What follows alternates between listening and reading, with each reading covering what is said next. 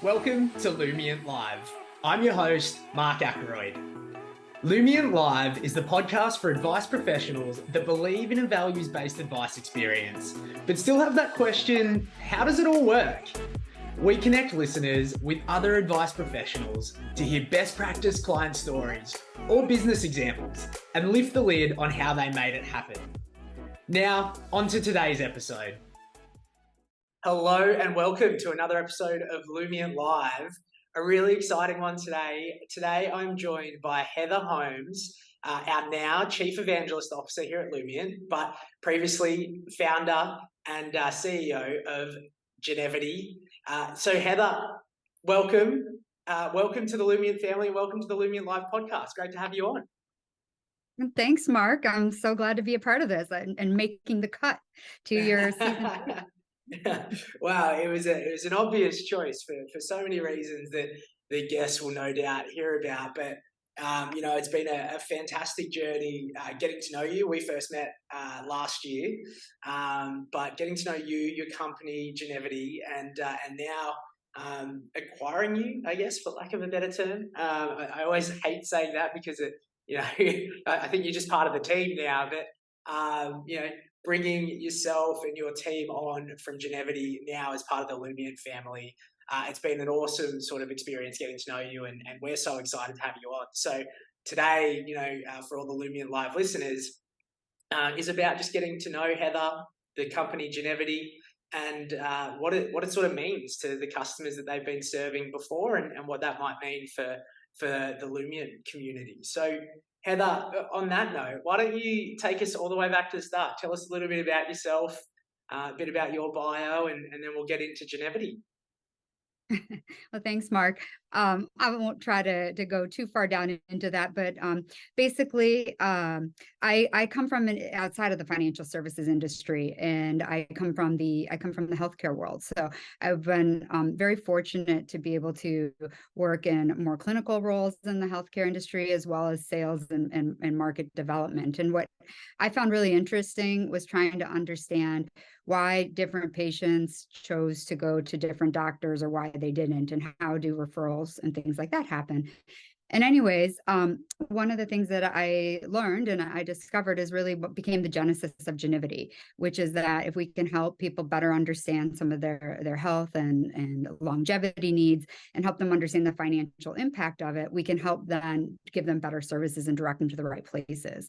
And so this was stuff that in the healthcare space, I started doing there and saw drive up referrals really dramatically, and then started realizing there was a much bigger impact that we could have with the financial impact. And so that's kind of the background of kind of where I come from. I started my career as a TV reporter, though totally a different space. So really what I like to think is that each kind of bend in the road has led to kind of this intersection between health and wealth, which is what Genivity does and Halo does to help advisors. Yeah, we'll get into unpacking that. But TV reporter into the health industry into FinTech provider. It's quite a journey, Heather. And you mentioned you certainly learn a lot along the way, and brought things from different career aspects. Take us back to that time when you were in the healthcare industry. You mentioned you sort of had the epiphany or the light bulb moment there that one of the things that you think we could do better, or that industry could do better, is help people better understand their choices. Tell us a little bit about that and how that sparked the Genivity sort of idea. Sure. Yeah. So I there's kind of two sides to the story. There's I have my personal why, and then there's my professional why.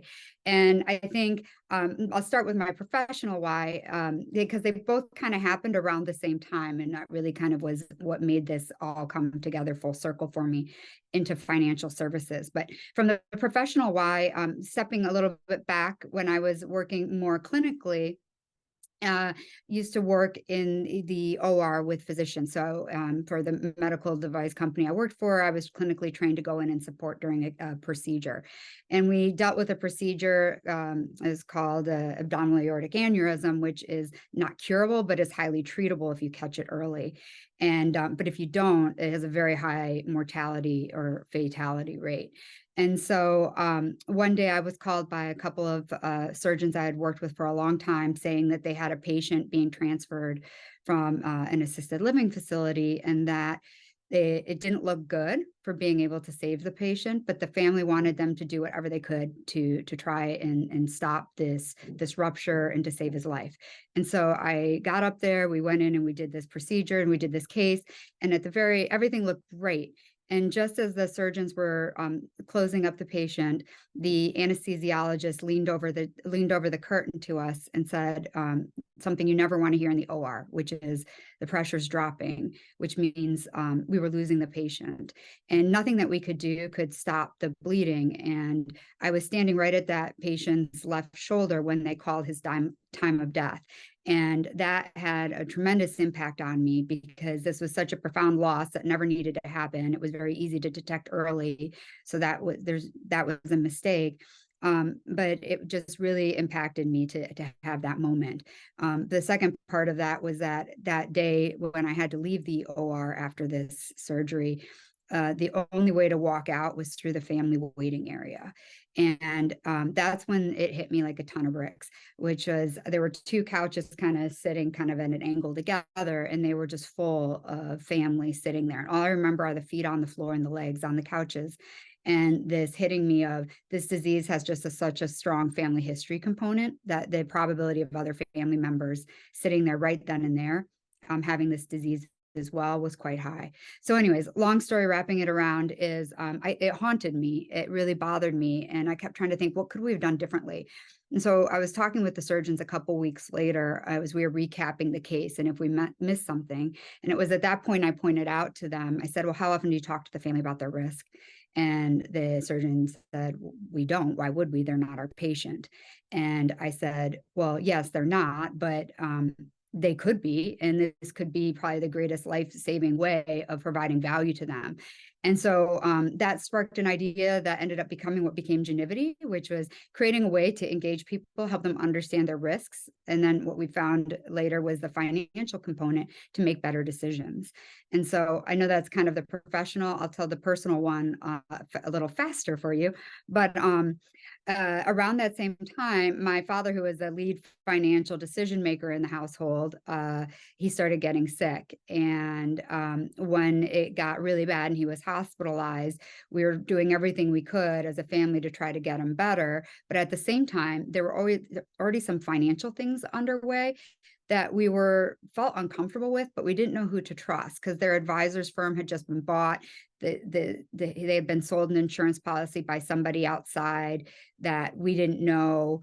And there's just a lot of questions about what was going on. Why were all these financial changes happening at the same time? Which in hindsight now, and I think it's a good point for advisors to realize, is clients' financial decision making is often very much impacted with their health. So as health issues are compiling, they tend to start being more vulnerable and feeling more fragile and can be more at risk for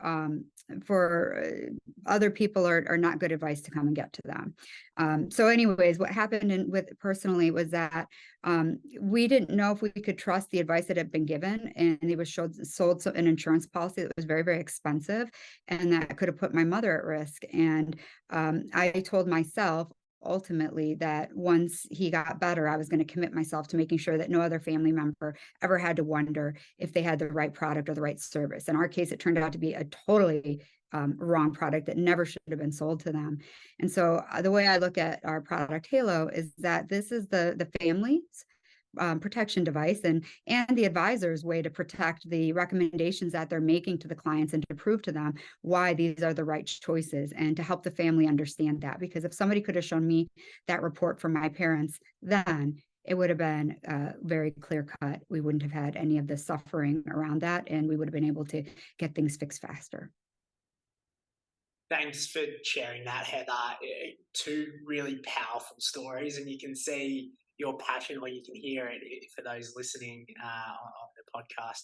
You can hear your passion around sort of connecting information to the end consumer or the client's families to make more empowered financial decisions and just more empowered decisions. And we'll talk a little bit more about that in a moment. But, you know, it's obvious to me, and it's become clear to me since working with you, that this information is super important to navigate what is truly a complex and emotional time for families. And I think that's the undercurrent of all of this, right? So yeah, we'll get a little bit more into Halo and the tools that you have, and what it actually does from a hard data perspective, but cutting through that emotion and providing support and information to people in their times of need is what this is all about. And if not, in their time of need, preempting it so that they do feel empowered and sort of planned for in those times of need. So let's talk a little bit about Genivity and Halo, Heather,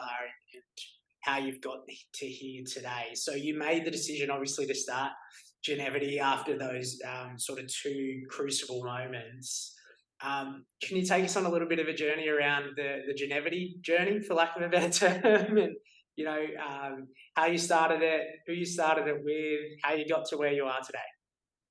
Yeah, for sure. So, going back to my business work in the healthcare space, so this idea then we started doing in the U.S. and what we saw was that we were able to drive in referrals to the physicians we were working at dramatically, so much so that my company asked me to scale it up globally. So I repeated in India, in China, Latin America, and then they asked me to move over to Southeast Asia and work on it there. And it was while I was living in Southeast Asia that I realized that we were really good at doing the health risk prediction, but people still would delay care decisions because they were afraid of cost, and oftentimes cost because they were afraid of the impact to family members. And so I knew we did the health risk prediction. I started to see, can we do the cost components of this? And I started starting with my parents' advisor and then out to many others to understand that this was really not just a problem that my family faced, but many families face, about understanding what the right advice is.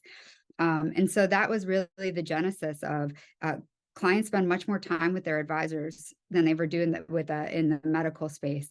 And the advisor really is a trusted person who can help them think through these things, because in the US, healthcare costs are the number one cause of bankruptcy and retirement, but can decimate a family at any point along the way. But at a global lens, which is kind of where Genivity came together when I was living in Asia, is that health is the one thing that really does bring the family together.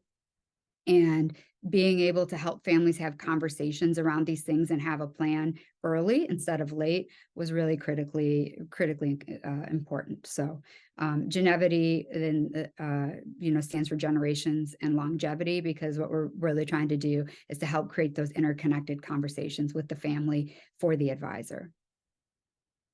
Yeah, and I love the portmanteau of Genivity. It sort of really brings everything together. So there's two parts to Genivity, and obviously Halo, your flagship product that we'll talk a little bit more in a moment, which is that health risk prediction and the cost prediction that goes with it, so that you can bridge that gap between what longevity might look like and the impact it might have on a financial plan, so that you can help people stop delaying those decisions.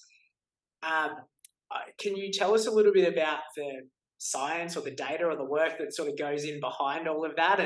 And because as a layman, it must be a complex algorithm or some complex data that goes into that to do the work that it does. Yeah, so one of the things I'm really most proud of is the approach that we took. So my co-founder, Dr. Emily Chang, who did her PhD and her postdoc at Stanford in computational genetics before working as a scientist at 23andMe, which is the personal genetics company. And while she was at 23andMe, we were introduced to each other and realized we had a lot of shared values around wanting to help people understand that genetics are just one part of the equation, but really family health history and the understanding of these risks make a much bigger deal about it. So Emily is the brains behind our algorithm that takes a medical and science first approach to how do we think about questions that matter to the financial world as it relates to longevity, and what's the probability that I'm going to live an exceptional life or a longer life than the average person, and how far out should I be planning for those things, as well as planning for the different health components. And when we talk about health, we talk about those later kind of extended care years or aged care years or slow go years or however you want to call it, as well as what do those active phases of your life look like? Because if we're trying to think about how long we're trying to save and invest, and we're trying to think about the goals that we have, it's really important to marry those up with understanding how healthy will you be at those different phases so you can maximize those things. So going back to our algorithm, we work with over 90 highly vetted clinical data sets. We have a really rigorous process that we put through each data source and each approach or each new question that we're thinking about, and only the very best at the highest level of data do we then incorporate into our algorithm. So I think what's special about what we do is that we're able to show the average person, but what is really great is that we're able to match you to somebody as similar to you in the data as possible. So you're getting very personalized projections, and you'll always have the average, but now you can actually get a personal lens into what matters to you. So the science is what rules everything that we do. And then what we tried to focus on was, how do we create a best-in-class experience that is something different for financial services that can really create good engagement. So while our product is designed to be very simple to use and we educate the client, it's really all the hard math and science is on the back end. Yeah, and I think that rigor is super important for our listeners to hear and understand, right? Because when you start talking about a client's health, advisors are probably going to be sitting there going, "Well, I'm no health expert. I'm not a doctor. It's not what I'm here to do." But knowing that they're backed by a tool that's thoroughly vetted to give them conversation points is super important to them. Can you talk to us about, maybe let's just get into the detail of Halo as a product for now. Let's see if we can paint a bit of a word picture for those that don't know what Halo is and what it does. You've mentioned it sort of helps predict sort of longevity and care costs, and you mentioned that there's an experience attached to it. So, in your words, can you talk to us about sort of, if I'm the end client using Halo, what does it take me through, and what do I end up receiving, and what do I expect as I go through the tool? Sure. Well, I think you hit on something really important in what you last said, which is that uh, Halo is meant to do the heavy lifting and translate the health into the financial aspects. So the advisor is back in their sweet spot.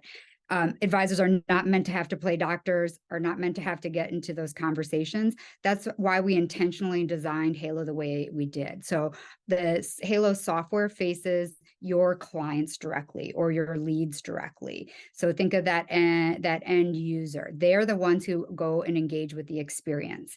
And they can do that either by accessing it on your website, or it can be sent out via email. We have customers who are really big into using it as part of a marketing strategy to drive new leads in. So the software is meant to be completed by your clients. And we'll hold them through every step along the way. And then at the end, what we do is, after they've finished that experience, is we run the analysis and translate that into what translates back into the financial conversation around longevity probabilities and different cost related projections, so that you're back and doing what you do best around taking the data and making action out of it. But what we want to do is we really want to educate the end client. So on our end, on the Genivity Halo end, is we just create that educational environment for them. We give them a high level, illustration of what they can expect. And then what we show them, which is probably one of the things that people love the best about our software, is at the end, for that end client, if there's anything from a lifestyle perspective that they aren't doing today that they could potentially optimize, which, let's say exercise, for example, that's a weakness of mine. If we let them see in real time, if they were to toggle on that change, how does that not only help them potentially live longer, but how does that impact their healthy years of life? And how does that reduce those later slow go years of life? So it's a choose your own adventure, but most people are interested to understand how these things play out. So what I like to say is that there's financial levers that we can help the client pull, but then there's also lifestyle levers that, if they so choose, they can pull as well. So it's really about educating them so they're more informed to have the conversation with you. Yeah, and this is why we fell in love with it from a Lumiant perspective, right? That interactivity, that engagement, to go, what choices can I make, and what impact does that have immediately, almost, as an end client?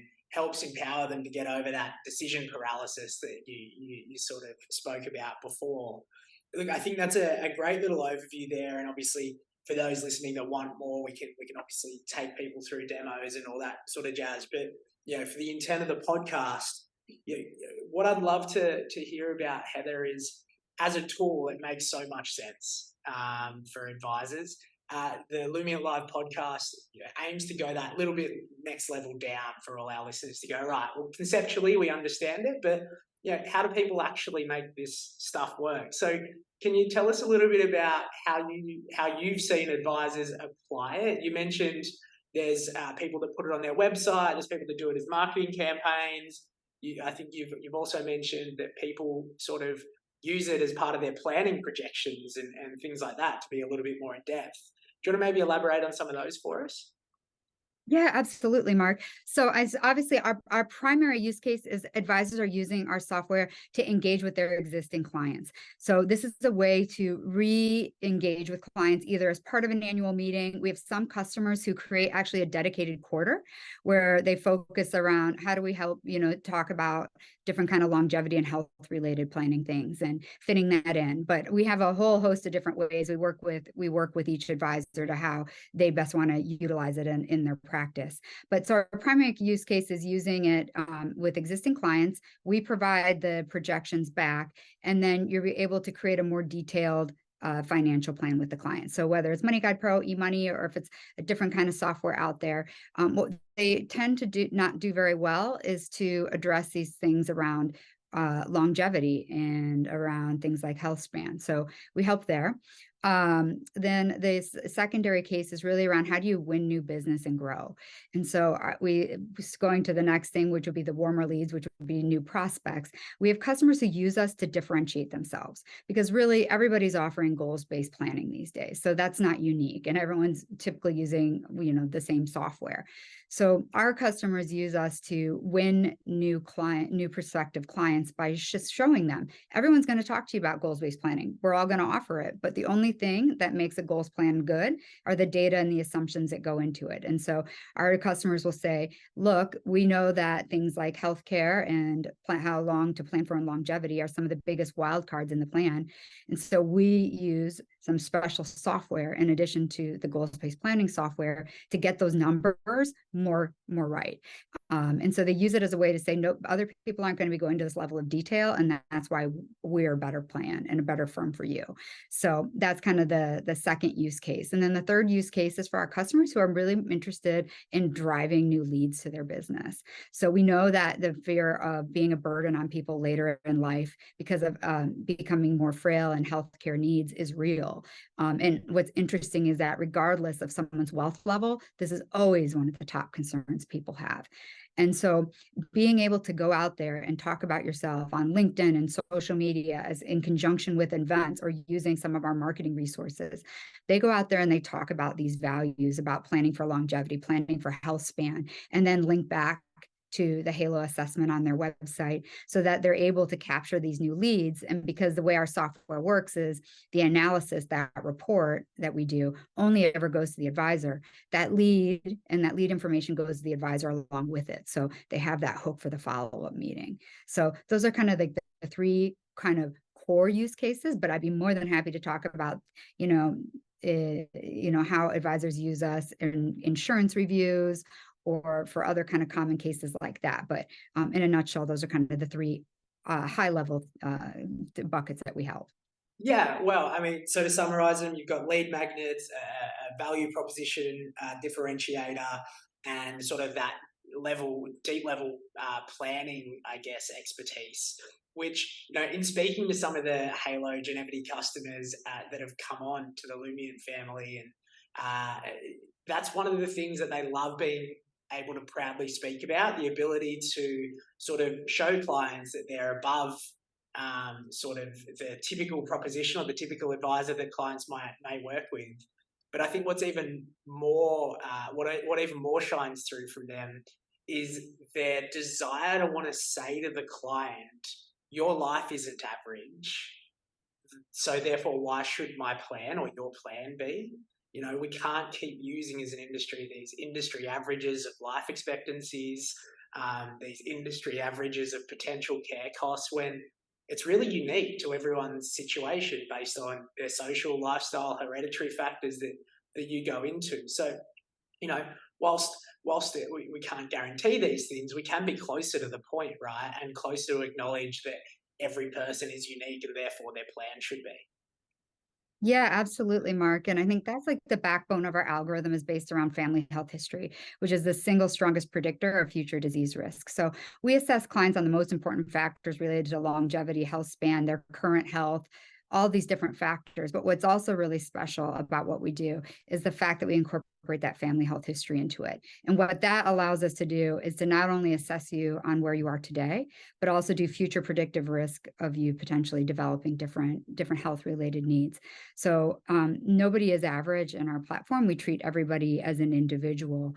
And I think that's really important because if you're looking at something like longevity, and oftentimes I'll hear firms say, well, we plan for all our clients to live to be age 90. Or some will just say we work with actuarial tables. What we can show you in the data is that that's wildly different for each client. And if you're not kind of doing more personalized planning around longevity from the start, then pretty much the rest of the plan is really going to be off the mark.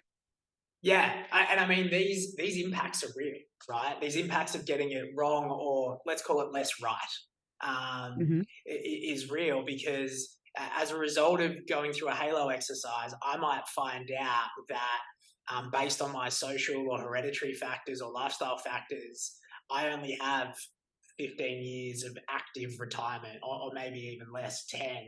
And then I go into 3 to 6 years of extended care, so needing help and support for my last few years of life. If I was planning to accomplish a ton of stuff in retirement, I might need to rethink. Do I bring that forward? Do I bring retirement forward? Do I need to compromise on, maybe it's not a holiday every 2 years because I've only got 10 years in retirement. Maybe it's a holiday every year for the first 5 years, and then let alone the fact that the 3 to 5 years of extended care may cost me $200,000, $300,000 in the US, right? Like Mm-hmm. these are huge choices that I've got to be conscious of so that I can start to put more correct plans in place with my advisor. Absolutely. And I think one of the interesting things that we see in the actual data of Halo, of our advisors who work with us and the kind of their Halo clients, is that most clients are living longer than they are expecting. And so that's always an interesting conversation because it's now, how do we help you fit more things into your life? And how do we help you live well longer, which is part of what I love about Lumiant and what I love about the two softwares coming together.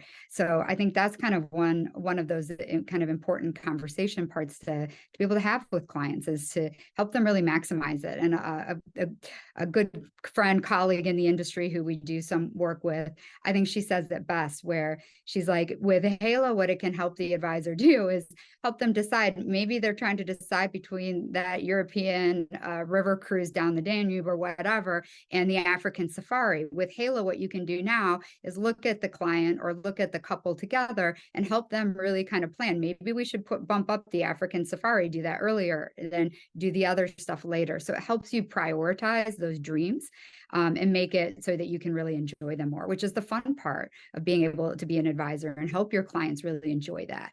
And so that's, I think, the power of what we do is help empower those kinds of conversations. Yeah, and it's sort of why we fell in love, our two companies, right? You speak about living well longer. We've traditionally spoken about living your best life and helping people live rich, not die rich. And having this information connects those two purposes together. You mentioned, or you started talking about why you liked Lumiant before you came onto us, but now that you're here and when you were thinking about the two products together, can you tell us what attracted you or to Lumian, or where you saw similarities and why this felt like a good home for you? Yeah, I mean, I think first the approach of taking a values-based conversation, I think is critical because there's a percentage of your clients who are going to be talking financial and numbers first, but there's a large percentage of your clients and clients maybe you're not able to engage with well, who that's not going to be their language. But I think one of the things that everybody likes to do is to understand more about themselves and being able to articulate their values. And that's not always an easy thing to do. So what I love about the Lumiant platform is how it helps people articulate their values and understand them, not just as an individual, but I also see a lot of power in the household of being able to understand different family values and work together around stuff like that. So that's part of what I really loved about the platform. But then also what sold me was when I saw how we can merge the analysis that Halo does with the different longevity and health span projections with that real life planning timeline to measure up those things like those different trips or where to go there. So I think that's the power of this. And I see a lot of really neat things in the future around how we can incorporate more of these values and things like that to drive in additional kind of lead generating properties based on what we've learned from Halo. So just lots of cross-pollination and good stuff. Yeah, I can share from our side of the fence. One of the things that attracted us to you, on top of all of that, was your acknowledgement as Halo that there are different personalities or personas in the room, especially when it comes to medical decisions and monetary decisions around medical decisions, for lack of a better term. So, at Lumiant, we often speak about there's a financial spouse and a non-financial spouse, and a financial plan and a financial planning experience or an advice experience should encompass both of those spouses, because not everyone's going to be energized by the money. And in fact, that's only a vehicle to living your best life. One of the terms I've heard you speak so passionately about, and it's now coming into my vernacular, is the Chief Medical Officer in the room, which is a new role to us at Lumion. But when you start speaking about it, it makes a ton of sense to us given the financial orientations around that spouse. Can you tell us a little bit about when Yeah. you're the chief medical officer, when you're talking about that? Yeah, it's so funny. I feel like I've been talking a lot lately, and I don't know why I didn't even bring that up earlier, because that's normally one of the things that I really like to share with people. So, taking my hat off in the financial services space, going back to my time in the healthcare space, one of the things that healthcare providers we talk about all the time is the CMO of the family, or the chief medical officer of the family, and that tends to be the woman. And so one of the interesting things that we've learned as we've been in the financial services space is, while she could be the chief financial decision maker in the household, or she could be that disengaged spouse when it comes to the financial conversation. One of the interesting things is, regardless of which side of the table she's sitting on the financial conversation, not always, but it tends to skew that the female in the household is sitting in that chief medical officer role. And so what is great about Halo, and we've seen with our customers, is that this allows advisors to start a conversation in a different way with that person who's sitting in that chief medical officer role, engage them into the financial conversation by us doing the lifting, after the health conversation, into the financial data, so that the advisor can show how that fits into a plan. So it's a way to be more inclusive. It's a way to start a conversation for an advisor around the things that CMO really cares about, which is the health and well-being of the family. She tends to be the one leading the charge of caregiving for that aging parent or in-law, tends to be the one who's really concerned about how are we not going to be a burden on loved ones, how are we going to make sure we take care of people. And so it's a really great way to illustrate to her and show her that value. Yeah, the thing for me is, advisors will start to think through this and go, I've got to think about a financial person, a chief financial officer, a non-financial officer, now a chief medical officer.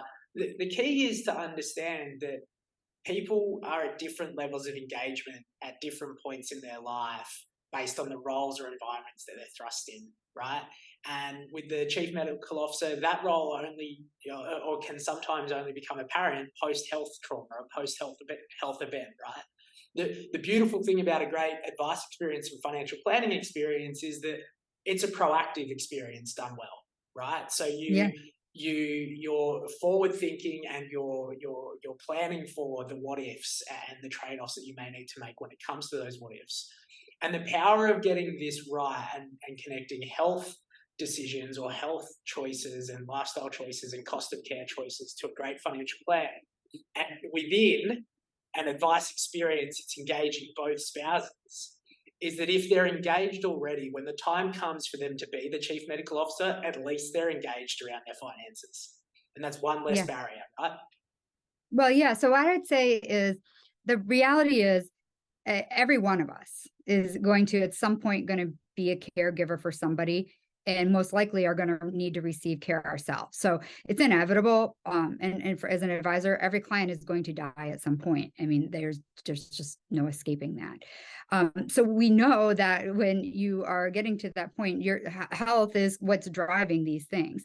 So if you as an advisor are able to engage with the household early, engage and plan in these conversations early, it gives you a lens into the family, into the values you're able to help long before there's a problem. Because once a crisis happens, yes, they probably will at some point turn to you, but it is a much easier way to show your value to the household if you've proactively been planning for these things and using this as a way to engage with the household in conversations where it doesn't have to be a money conversation. It can be about the family's values. It can be about the parents' goals for not being that burden on their adult children or their loved ones.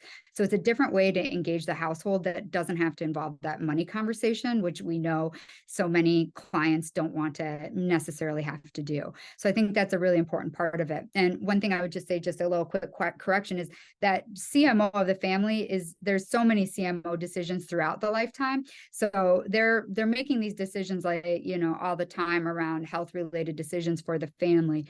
But if you really want to get to the heart of the passion when things are going wrong, you're really going to see that. So it's not just a way to find and work with the CMO of the household, but it's also a way to start identifying the alpha child in the family who's going to be that one that you really want to solidify that next gen relationship.